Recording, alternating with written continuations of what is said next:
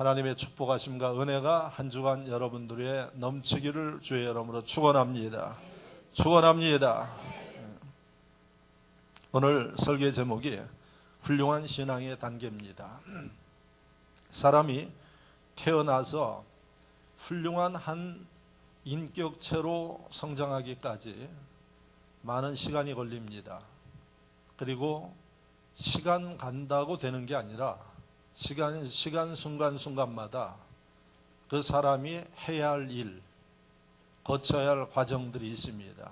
그걸 학문적으로 연구를 해서 사람의 인생의 발달 단계 과업이다 이렇게 이야기를 합니다.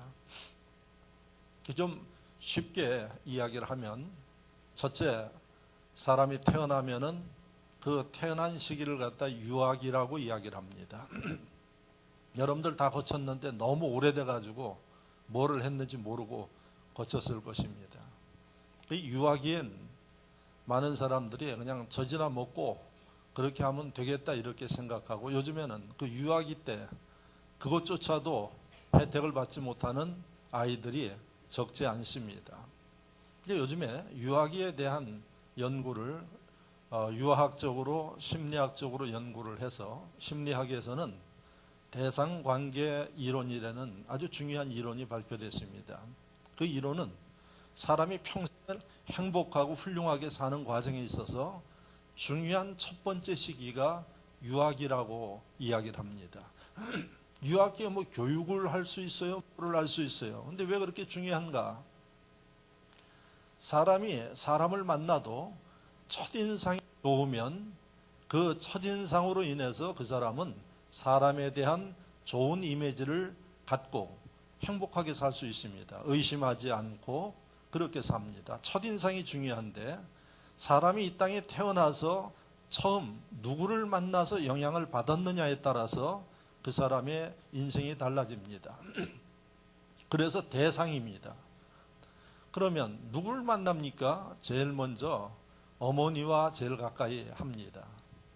그래서 이 말 못하는 아이가 어머니와 함께 함으로 인해서 뭐를 느끼는고 하니 어머니의 품을 느끼고 사랑을 느끼고 정서를 느끼는 겁니다. 그래서 이 아이가 그때 터득하는 게 뭔고 하니 안정감입니다. 애들이요 학교 갔다 오거나, 저도 어려서 그런 경험이 있어요. 나갔다 왔을 때 어머니가 집에 없으면, 엄마가 없으면 아주 왠지 모르게 그냥 섭섭하고 화가 나요. 다 경험하셨죠? 그러니까 어려서 아주 말 못하는, 눈을 뜨지 않은 그 상태라도 그 아이는 이런 느낌, 필링이 있어서 옆에 누군가가 안정적으로 자기와 함께하고 돌봐준 데는 이러한 필링을 느껴야 이 아이가 정서적으로 안정되어지고 그 다음에 평온한 상태의 삶을 유지한다는 겁니다. 바로 이 이론을 최근에 많이 지금 보급을 하고 있습니다. 그게 심리학에서 대상관계 이론이에요. 근데 많은 어머니들이 이때 제일 좋은 게 모유를 주고 스킨십을 하고 하는 이게 중요한데, 그거를 하지 못하기 때문에 오늘날 이 아이들에게 정서상의 문제가 생긴다는 거죠. 그래서 태어나면 이런 첫 번째 단계를 거쳐서 그 다음엔 어느 단계 가는 거 하니 유아기로 갑니다.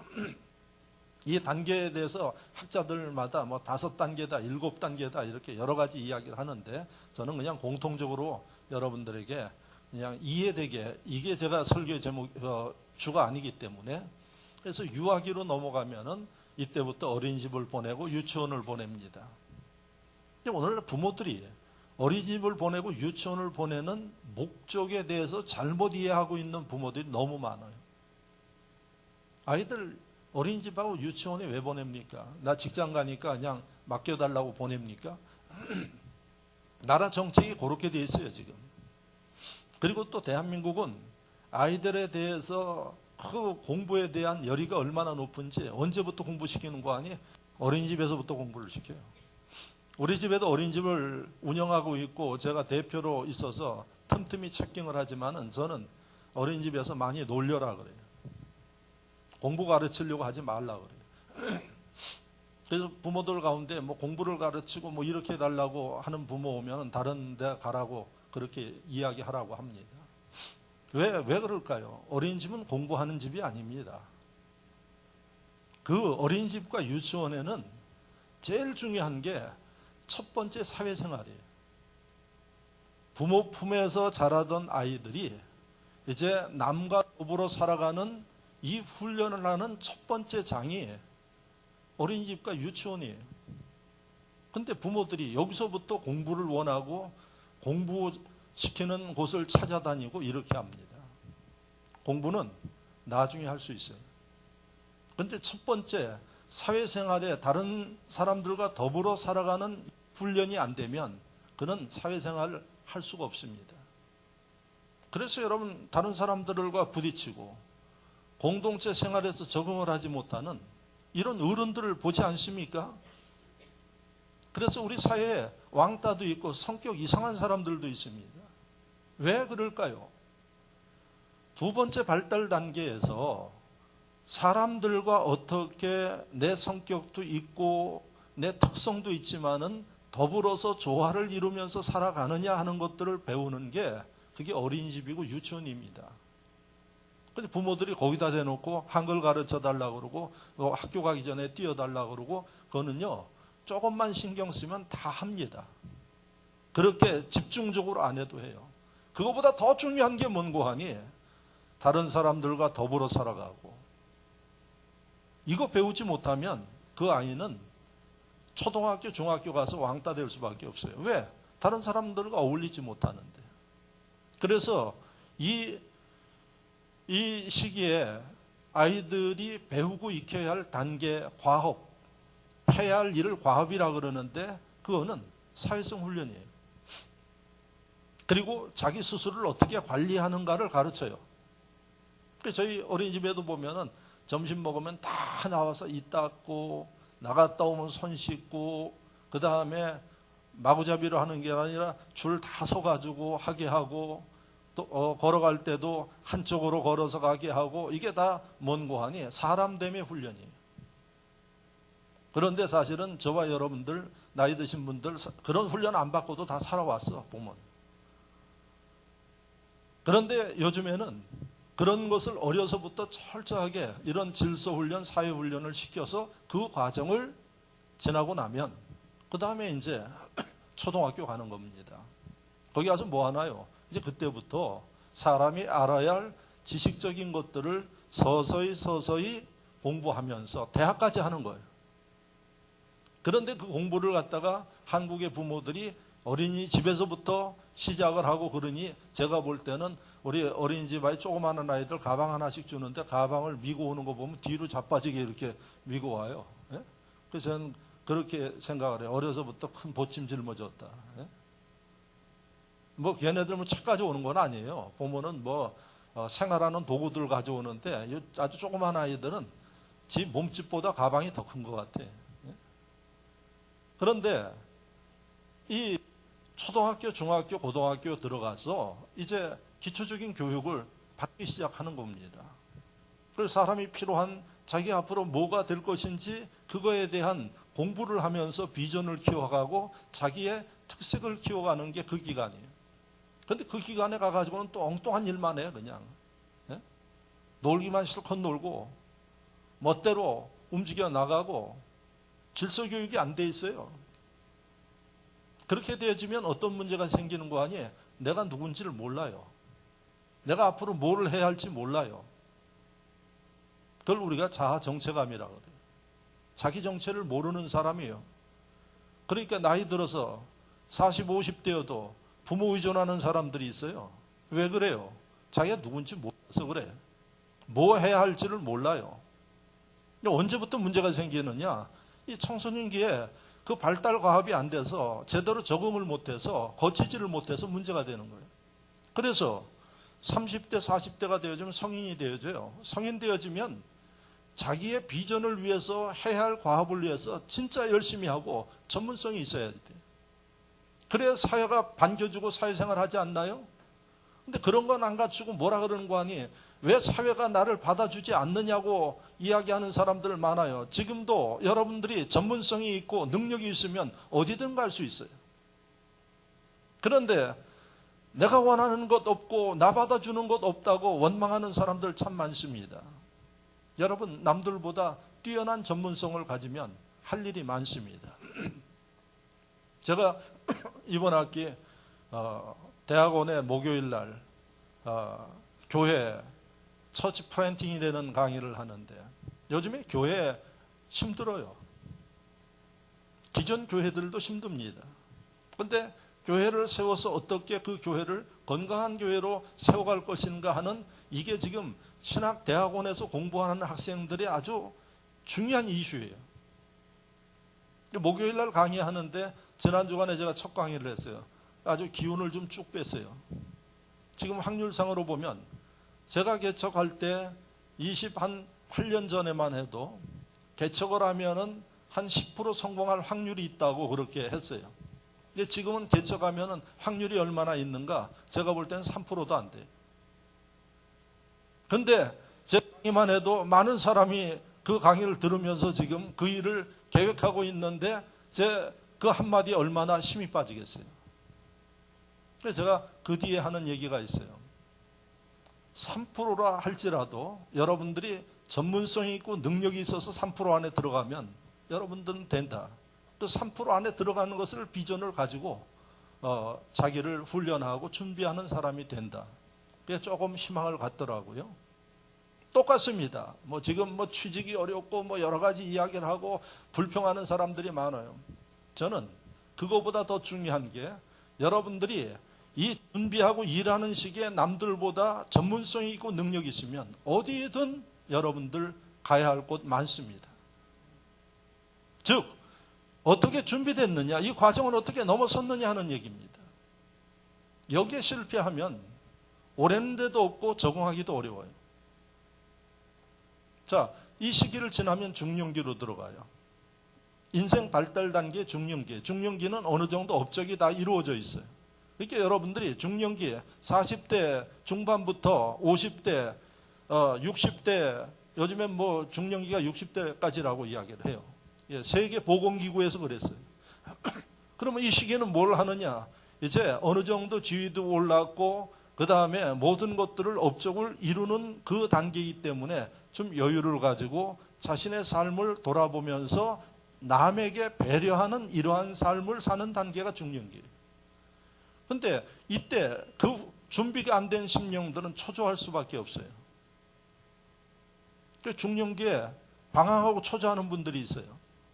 왜냐하면 발달 단계에 접근이 잘못된 거예요. 그 시기가 되면 여러분들이 마음의 여유도 가지고 좀 남도 배려하고 필요하면 남도 좀 높여주고 이렇게 살아가야 돼요.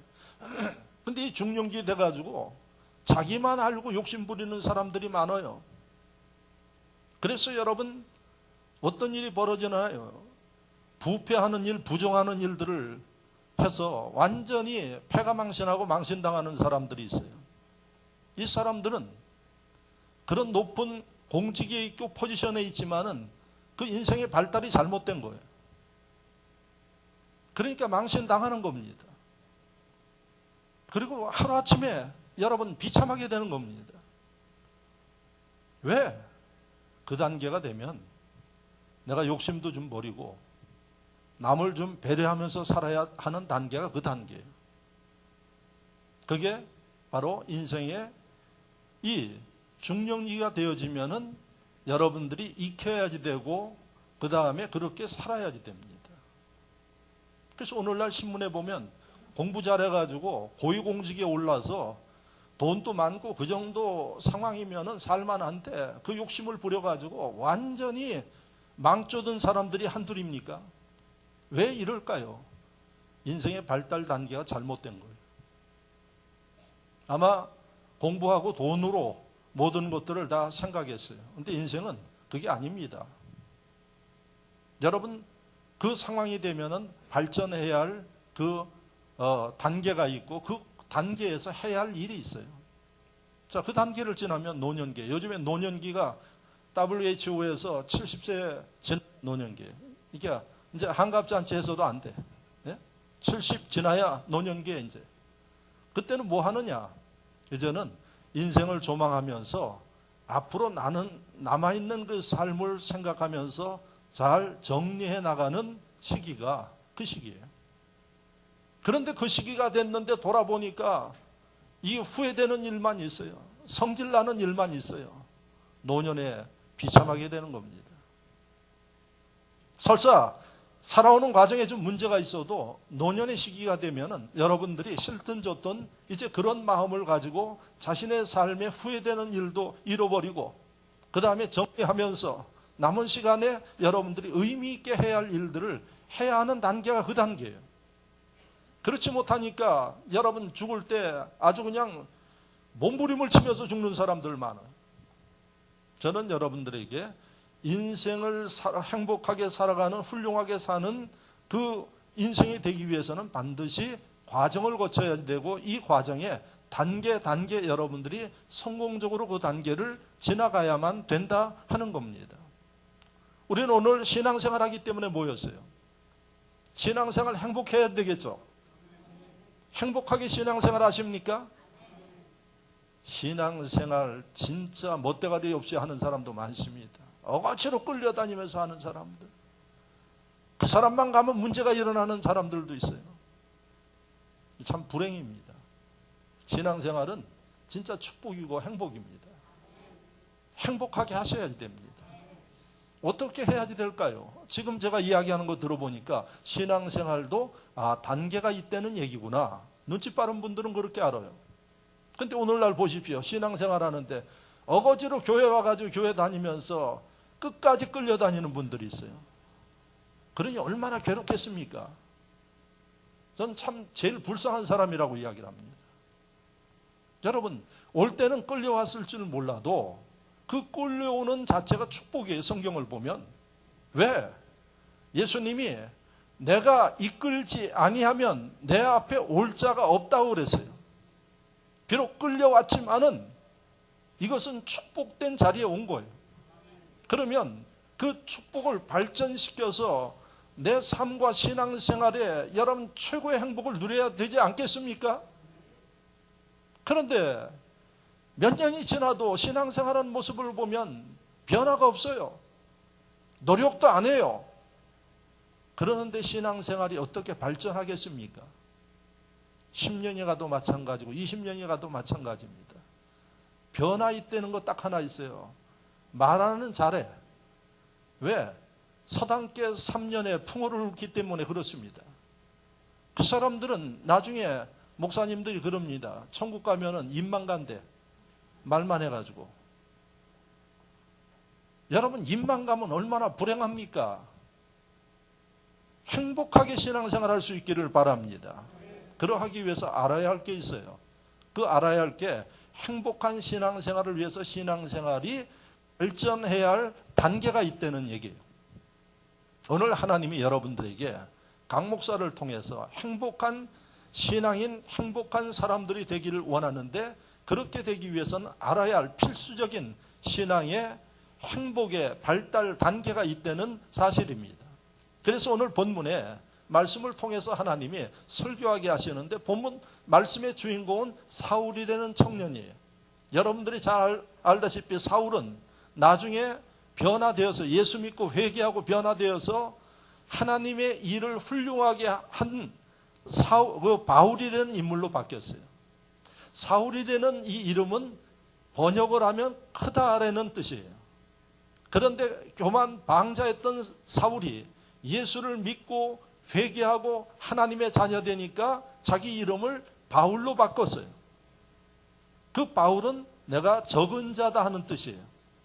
그러니까 예수 믿고 신앙의 발전 단계가 제대로 되어서 놔뒀더니 알아서 자기가 겸손한 위치에 가고 알아서 하나님의 일을 하고 하나님 앞에 사랑받고 할렐루야, 이게 행복한 신앙생활, 정상적으로 신앙의 발달 단계를 거친 사람인 것을 믿으시기를 축원합니다. 자, 그래서 사도 바울, 그 전에 사울이라는 청년이 오늘 말씀에 보니까 9장 1절에 예수 믿는 사람들을 잡아서 예루살렘의 감옥에 가두기 위해서 살기등등한 모습을 여러분들이 볼 수 있어요. 사울이 주의 제자들에 대하여 여전히 위협과 살기가 등등하여 이렇게 되어 있어요. 상상을 해보면 예수 믿는 사람 이야기만 나오면 치를 떠는 사람이에요. 그리고 저 사람들을 어떻게 잡아다가 다 옥에다 가두는가 하는 완전히 증오를 품고 있는 그러한 젊은이에요. 이 사울이 7장 말씀을 보면 스데반 집사를 돌로 쳐 죽이는 주역의 역할을 했어요. 이런 사울이 여러분 예수 믿는 사람들을 잡기 위해서 남의 나라까지 쫓아갔어요. 그래서 오늘 본문에 보니까 다메섹에 가서 예수 믿는 사람들을 붙잡아 오기 위해서 대제사장들로부터 공문을 받아가지고 이걸 들고 지금 가고 있는 거예요. 그런데 이 다메섹이 오늘날 세계 문제거리인 시리아예요. 지금 시리아 수도가 다마스커스예요. 이 다마스커스가 다메섹이에요. 그러니까 이스라엘에 있는 이 사울이 얼마나 극성을 떠는 거 아니 예수 믿는 사람을 잡으러 국경을 넘어서 지금 시리아를 향해서 가고 있어요. 그런데 예수님이 다메섹 도상, 다메섹으로 들어가는 그 길에서 사람이 활동할 때니까 제가 볼 때는 한낮이에요. 가는 이 사울에게 예수님이 나타나셨어요. 읽어드린 말씀에 의하면 대낮에 하늘로부터 빛이 내려오는데 그 빛이 얼마나 충격적이었는지 사울이 눈이 멀어버렸어요. 그리고 그 충격을 받아서 자리에서 쓰러졌어요. 여러분 오늘 말씀 제가 읽을 테니까 보십시오. 사울이 길을 가다가 다메섹에 가까이 이르렀더니 호련히 하늘로부터 빛이 그를 둘러 비추는지라 땅에 엎드러져 들으매 소리가 있어 이르되 사울아 사울아 내가 어찌하여 나를 받게 하느냐.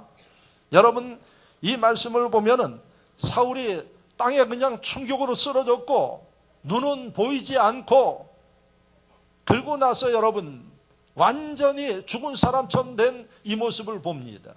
그런데 그때 하나님의 음성이 들렸어요. 사울아 사울아 내가 왜 나를 핍박하느냐. 이 사울이 예수님에게 주님이라 그랬어요. 주님 당신은 누구십니까? 그랬더니 예수님이 네가 핍박하는 예수라고 이야기를 했어요. 예수님이 누군지를 정확하게 이야기해 줬어요. 사울이 그 충격 가운데 쓰러진 가운데 예수님을 만난 겁니다. 그래서 혼자 움직일 수 없는 이 사울을 옆에 있었던 사람들이 그 모습을 봤는데 성경이 기록하기를 소리는 들었다 그래요. 근데 옆에 있는 사람들은 주님을 보지 못한 거예요. 사울만 본 거예요. 그래서 옆에 있는 사람들이 이 쓰러져 있는 사울을 데려다가 직가라 하는 다메섹의 직가라 하는 유대인 집에 데려다 놨어요. 그랬더니 오늘 말씀에 거기에 4일 동안 시급을 전폐했어요. 먹지도 못하고 마시지도 못하고 얼마나 충격이 컸는지. 그리고 하나님 앞에 기도하고 있는 사울의 모습이 말씀에 기록되어 있어요. 11절 말씀을 봉독해 드리면 주께서 이르시되 일어나 직가라 하는 거리로 가서 유다의 집에서 5사람 사울이라 하는 사람을 찾으라. 그가 기도하는 중이니라. 그래서 하나님께서 이 사울을 도우려고 누구를 보냈는가 하니 아나니아라 하는 신실한 제자를 직가라는 곳에 보내서 가보니까 사울이 쓰러져 있는 거예요. 그리고 그 가운데서 하나님 앞에 기도하고 있었어요. 놀라운 변화 아닙니까? 그렇게 패기만만하고 살기등등했던 사울이 다 죽었어요. 옛날에 그 사울의 모습은 없어졌어요. 그리고 초라하게 힘 빠진 사울의 모습, 그 가운데 하나님 앞에 기도하지 않았던 사람이 기도하고 있는 이런 모습이에요. 아나니아가 가서 사울을 위해서 안수기도했어요. 안수기도했더라. 그랬더니 그 뒤에 나오는 말씀을 보니까 사울이 성령 충만하게 됐어요. 17절 마지막 부분을 보면은 예수께서 나를 보내어 너로 다시 보게 하시고 성령으로 충만하게 하신다 하니 안수 기도 함과 동시에 사울이 눈이 보이기 시작했어요. 그리고 기력이 회복되었어요. 그리고 주의 성령이 충만했다고 이야기를 해요. 잘 들으시기 바랍니다. 제일 먼저 사울이 어떻게 됐어요? 예수를 만나고 완전히 옛날에 사울이 죽어버렸어요. 그리고 나더니 사울이 예수님을 만난 은혜를 받은 다음에 한 일이 뭔고하니 기도했어요. 그리고 나서 주의 종의 안수 기도를 받더니 성령이 충만해지고 회복되었어요. 그러고 나서 뭘 했나요? 제가 오늘 그 뒷부분까지 읽지 않았는데 20절 말씀을 읽어드리면 즉시로 각 회당에서 예수가 하나님의 아들이심을 전파하니 사울이 완전히 바뀌었어요. 어떻게 바뀌었어요? 핍박하고 잡아다가 감옥에다 가두던 사람이 자기가 유대인들 모이는 곳에 가서 예수가 하나님의 아들입니다 하고 이야기를 하고 있어요. 아니, 사울의 이 모습을 본 유대인들이 이게 혼선이 오는 거예요. 저게 도대체 어떻게 된 건지 이해를 못하는 거예요. 그래서 유대인들이 이런 사울을 보고 하는 얘기가 21절에 듣는 사람이 다 놀라서 말하되 이 사람이 예루살렘에서 이 이름을 부르는 사람을 멸하려던 자가 아니냐. 여기 온 것도 그들을 결박하여 대제사장들에게 끌어가고자 함이 아니냐. 지금 저러고 있는 것도 위장 아니냐. 우리를 불러 모아서 다 예루살렘에 잡아서 갖다 주기 위해서 하는 일 아니냐. 이렇게 의심하고 있습니다. 근데 사울이 변화됐습니까? 안 됐습니까? 변화됐죠. 확실하게 변화됐어요. 우리는 그 다음에 사실을 아니까. 그러면 여러분들이 보셔야 할 일이 뭔고 하니 그렇게 핍박하고 강팍했던 사울이 어떻게 이렇게 한순간에 바뀌어가지고 누가 기도하라고 시켰습니까? 아니에요. 누가 가서 전도하라고 시켰습니까? 아니에요. 근데 사울이 스스로 기도해. 스스로 나가서 전도해. 그리고 그 다음에 보면 전도한 사람들을 자기 제자로 삼아서 하나님의 일을 하도록 그렇게 보내요. 이게 사울의 신앙의 변화의 단계입니다. 그러면 왜 하나님이 이 말씀을 통해서 설교를 듣게 하나요?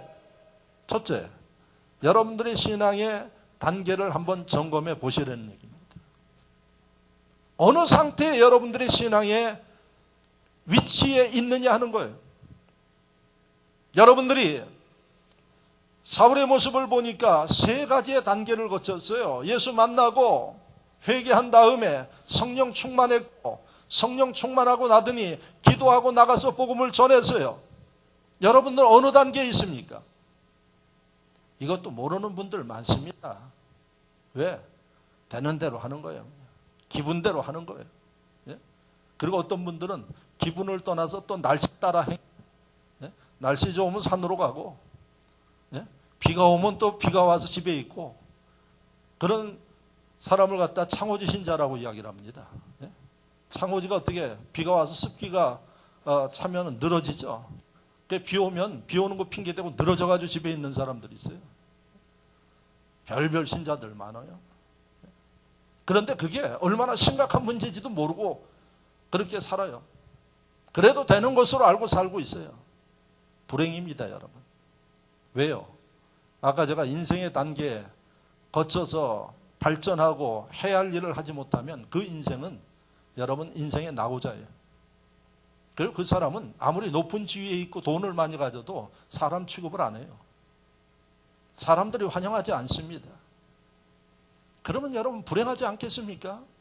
사람이 사람과 더불어 살고 사람이 사랑하고 사랑받고 환영받는 심령들이 되어야 행복한 인생 아니겠습니까? 그런 사람은 완전히 갇혀서 살아야 됩니다. 신앙생활에 여러분들이 신앙의 발전 단계를 거쳐서 이런 올라야 할 위치까지 올라서 하나님이 사랑하고 사람들이 존경하는 심령들이 되어져야 여러분들의 행복한 신앙인 아니겠습니까? 하나님이 그 심령들을 축복하시고 그 사람들을 지금도 하나님이 쓰시고 그를 통해서 영광 받으시고 그 신앙생활, 행복하게 하는 신앙생활을 하는 사람들 많습니다. 어떤 사람은 주일이 왜 이렇게 힘들고 어렵고 피곤하네 이런 얘기 하지만은 주일은 힘들고 어렵고 피곤한 일이 아닙니다. 써주심에 대해서 감사하고, 예? 하나님이 나와 함께 해주심 최고의 영광입니다. 이런 감격과 기쁨이 있는 게 신앙생활인데, 여러분 신앙생활 참 힘들고 어둡게 하는 사람들 많아요. 문제는 뭔고 하니 신앙의 발전 단계를 거치지 못했기 때문에 그러한 데는 사실입니다. 오늘 설교를 듣는 여러분들은 인생의 마지막에 중년기 노년기가 되면은 여유를 가지고 이제 남들에게 배려하고 베풀면서 살다가 하나님이 부르면 가는 이런 축복된 인생처럼, 신앙생활 어느 정도 지나면은 여러분 나를 생각하는 게 아니라 주님의 영광을 생각하고 남을 섬겨주고, 이제 내 다음 세대가 일할 수 있도록 분위기를 만들어주고, 이런 일을 해야 이게 멋있는 신앙인이고 훌륭한 신앙생활 아닙니까? 신앙생활 10년 됐는데도 끌려다녀요. 예? 신앙생활 20년 됐는데도 자기 스스로 일을 하지 못해요. 시켜야 해요. 그건 영적 성인 아이입니다. 직분을 가져서 있는지 몰라도 그는 직분에 걸맞지 않는 어린아이와 같은 신앙의 상태입니다. 그런데 이걸 부끄럽게 생각하지 못하고 있어요. 오늘 이 말씀을 통해서 여러분들 신앙의 발달의 단계를 잘 거쳐서 하나님께서 참 칭찬하고 하나님 사랑받고 쓰임받아서 행복하게 살 수 있기를, 행복하게 신앙생활 할 수 있기를 축원합니다. 그럼 첫 번째 단계가 뭐라고 그랬어요? 주님을 만나야 돼. 아까 이 사도 바울이 하나님의 능력으로 강건적으로 주님을 만났어요. 다메섹 도상에서 만났더니 어떻게 됐어요? 그가 완전히 옛사람이 죽어버렸어요. 그리고 철저하게 하나님의 인도하심을 따라 움직여 나가는 이 바울의 모습을 여러분들이 보셔야 돼요. 여러분들의 신앙이 훌륭하고 제대로 되려면 주님을 만나야 돼요. 만나서 여러분들의 모든 지난날의 죄를 철저히 통곡하면서 쏟아버리고, 옛날에 나는 죽고, 아멘을 안 하시네. 안 죽으려고. 죽어도 못 죽겠다는 얘기죠. 죽어야 삽니다. 할렐루야. 죽어야 살아요. 그러니까 성도들이 안 죽으면 목사들이 피곤한 거예요. 이게 갖다 죽일 수도 없고 말이에요. 이게.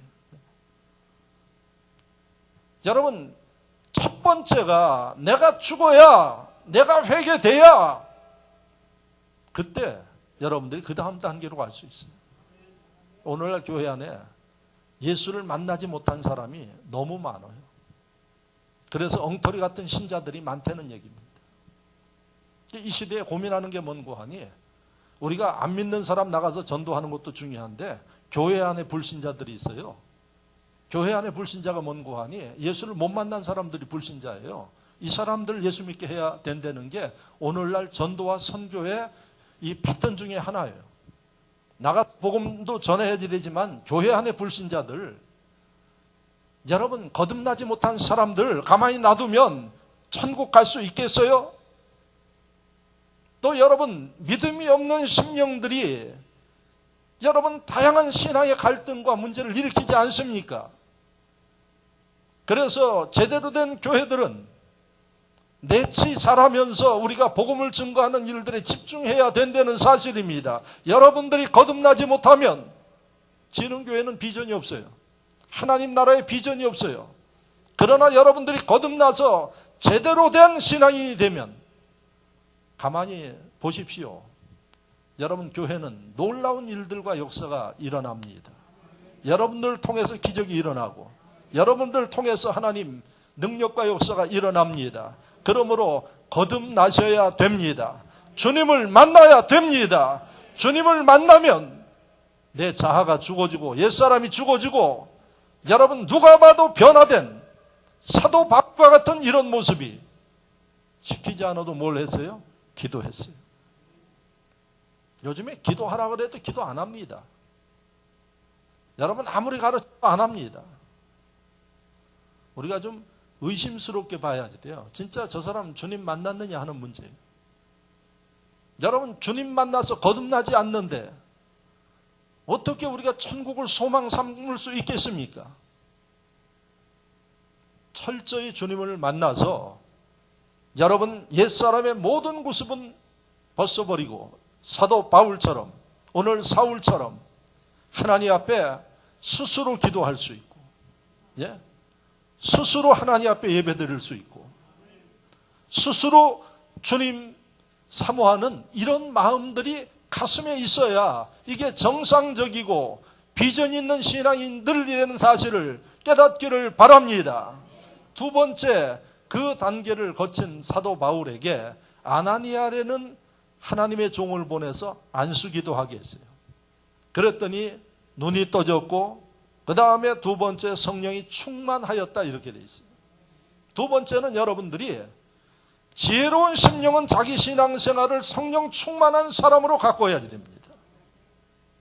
그래서 성령이 내 안에 거하시고 내가 성령님의 감동과 역사 가운데 살아갈 수 있도록, 내 고집대로 하는 게 아니라, 내 계산대로 하는 게 아니라, 내 멋대로 하는 게 아니라, 주님, 오늘 한 날은 제가 어떻게 살아야 하겠습니까?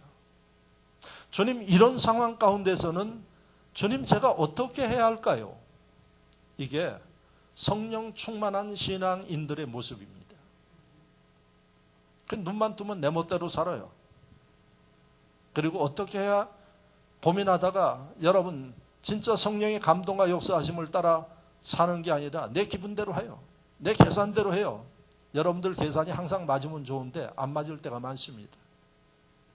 그러므로 두 번째, 여러분들 행복한 신앙인들은 성령이 충만한 영적 상태를 만드는 일이 필요해요.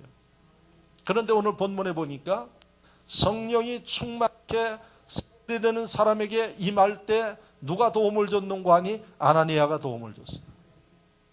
여러분들이 물론 기도하면서 성령 충만함을 받을 수 있어요. 그런데 오늘 이 본문을 보니까 성령 충만함은 여러분 함께 모여서 기도하고 함께 모여서 협력할 때 성령께서 더 강력하게 역사함을 우리에게 깨닫게 해주는 게 본문이에요. 특별히 사도행전 1장 말씀을 보면 예수님이 제자들에게 너희가 예루살렘에 모여서 떠나지 말고 성령이 오실 때까지 사모하라 그랬어요. 그래서 120명이 모여서 기도했을 때 성령이 강하게 임하였어요. 성령 받은 그들이 예루살렘을 바꿨고, 여러분, 땅끝까지 복음을 증거하는 사명을 완수했습니다. 오늘날 여러분들이 성령 충만해야지 되는데 흩어지는 게 아니라 모여서 부르짖어 기도하고 사모하고 여러분들이 결단하는 그런 마음을 가지고 움직일 때 여러분들 위해 성령의 불이 임한다는 사실을 믿으시기를 바랍니다. 그래서 여러분, 교회에서 금요일, 매달 첫 주 금요일 날 저녁은 성령 축제 하지 않습니까? 성령 축제에 관심 가지고 있는 사람들, 제가 보니까 기존 신자들 가운데 없는 사람들 많아요. 어떻게 사는지 저는 궁금합니다. 그러면서 여러분들이 어떻게 영의 사람이라고 이야기하는지 저는 의아합니다. 여러분, 왜 성령 축제를 만드나요? 할 프로그램이 없어서 만드나요? 성경을 보십시오. 성령님 함께 모여서 뜨거운 마음으로 기도할 때 성령님이 임하시고 그 불길을 가지고 여러분 세상에 뛰어들어 하나님의 역사를 이루는 게 우리의 사명이고 우리가 해야 할 일입니다. 그게 이 시대의 그리스도인들이 해야 할 일입니다. 그런데 이구동성으로 목사님들이 하시는 얘기가 모이지 않는 시대에 지금 살고 있다고 합니다. 안 모여요. 그러니까 점점 성령의 역사는 소멸되어지고 결과는 어떻게 될까요? 결국은 자기 스스로 무너지는, 여러분, 행복하지 못한 신앙생활을 할 수밖에 없는 시대에 우리가 살고 있습니다. 행복하시기 바랍니다. 그 비결은 성령께서 내 속에 충만히 오셔서 나를 주관하시고 지켜주시고, 내가 여러분 깨닫지 못할 때 그분이 지혜를 주셔서 이끌어 주시는 게 바로 행복의 비결이라는 사실을 믿으시면서 성령 충만함 받으시기 바랍니다. 특별히 우리 교회는 순복음교회 아닙니까? 오순절교회 아닙니까? 오순절교회는 어느 교단보다 성령이 충만하게 기도하고 쓰고 하나님의 기적과 역사를 이루어야 하는 것입니다. 그러므로 두 번째, 여러분들 내가 지금 성령이 충만한 상태에 있는가를 점검해 보시기 바랍니다. 그리고 이 단계를 넘어서야 됩니다. 할렐루야! 그럼 그 다음 단계는 뭘까요? 아까 사울이라는 이 청년이 성령이 아나니아로부터 안수기도 받고 성령이 임하니까 그 다음에 즉시로 일어나서 회당에 가서 분명히 자기를 욕하고 의심할 그 사람들 앞에 가서 복음을 증거하는 모습이 20절에 기록되어 있어요. 이게 바로 저와 여러분들이 해야 할 마지막의 일인 것을 깨닫기를 바랍니다. 여러분, 성령이 임하시면 우리의 신앙이 최종의 단계가 되어지면 시키지 않아도 나가서 복음을 전하고 비록 욕을 할 줄 알고 방해도 받지만은 사울처럼 복음을 증거하는 이러한 단계가 여러분 하나님께서 참 칭찬하고 축복하는 단계라는 사실을 믿으시기를 바랍니다. 많은 사람들이 전도는 특별한 사람들이 하는 것으로 생각합니다. 아닙니다. 최고의 신앙이 성숙한 단계에 있는 심령들 전도를 하게 되는 것입니다.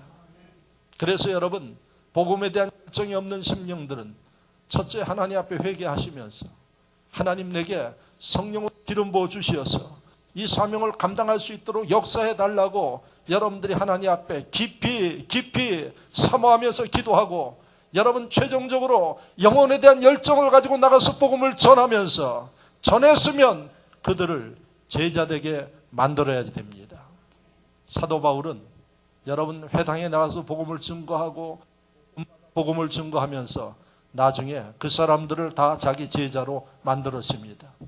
복음을 증거하고 끝나는 게 아니라 그들을 다 돌봐주고 믿음을 키워주고 가르쳐주고 훈련시켜서 사도 바울의 제자 만든 모습을 여러분들이 봅니다. 수요일마다 로마서 강해를 하고 로마서 강해 이제 16 마지막 부분에 왔는데 거기에 보면 사도 바울이 마지막에 인생을 마감하면서 자기 제자들의 이름을 다 기록해 놨어요. 24명의 사람이 기록되어 있어요.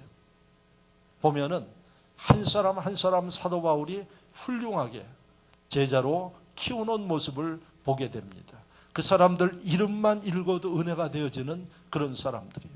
그게 바로 하나님이 축복하는 신앙입니다. 우리 모두가 목표 삼아야 할 신앙의 이 단계가 그런 단계입니다. 그러므로 오늘 이 말씀을 듣는 여러분들 자기 신앙 지키기 급급하고 문제 해결하기 급급하는 그러다 나중에 여러분 인생의 노년기에 준비가 안 돼서 갈 때는 후회하고 탄식하고 하는 그런 인물이 아니라 여러분 내 신앙 내가 지킬 뿐만 아니라 다른 사람들을 배려하고 세워주고 그들이 일되게 만드는 이런 여유와 은혜가 있는 이러한 분들이 되어서 여러분 하나님의 마음을 기쁘시게 하며 그 하나님 마음을 기쁘시게 하면 하나님은 여러분들의 인생도 여러분들의 환경도 간단하게 변화시키고 축복할 수 있음을 믿으시기를 바랍니다. 예수를 믿으면 여러분 우리의 삶이 변화되어야 되지 않습니까? 문제 있는 사람이 문제가 해결되어지고 할렐루야. 지혜가 없는 사람은 지혜를 갖게 되고 하나님이 높여주시고 이런 하나님의 능력과 기적이 날마다 쏟아지는 우리 모두가 되어서 여러분 믿음의 여유를 가지고 삶을 좀 축복된 가운데 살아가는 이러한 우리 모두가 될 수 있기를 진심으로 축원합니다. 말씀을 생각하며 다 같이 한 목소리로 기도합니다. 할렐루야.